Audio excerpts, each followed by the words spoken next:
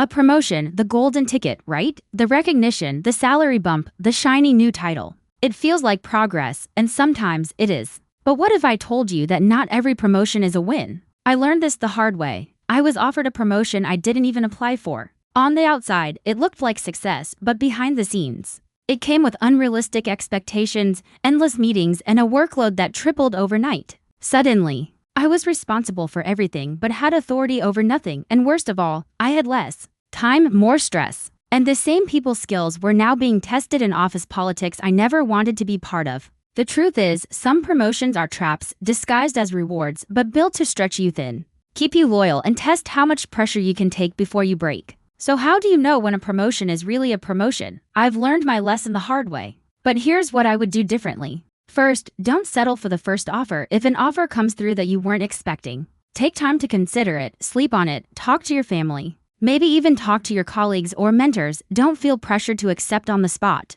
Second, look beyond the title and the salary. Dig deeper into what the role actually entails. Does the job description make sense? Are the responsibilities clearly outlined? Are the expectations reasonable? Don't be afraid to ask questions during the interview process. This isn't a sign of weakness, but a smart way to ensure you fully understand what's expected of you. Third, assess the opportunity cost. Promotions often come with new and bigger responsibilities, which means you'll have less time for everything else. Be realistic about whether you can handle the extra load. Will you need to sacrifice your personal life, your health, your well-being? Is that a price you're willing to pay? Fourth, beware of the red flags. Are there long hours, high turnover, or a toxic work environment? These are warning signs that even a higher salary and a fancy title might not be worth it. Fifth, trust your gut. If something doesn't feel right, don't ignore it. You have a wealth of experience and a good sense of your own capabilities. Trust that you can navigate whatever comes next. Finally, don't say yes to everything.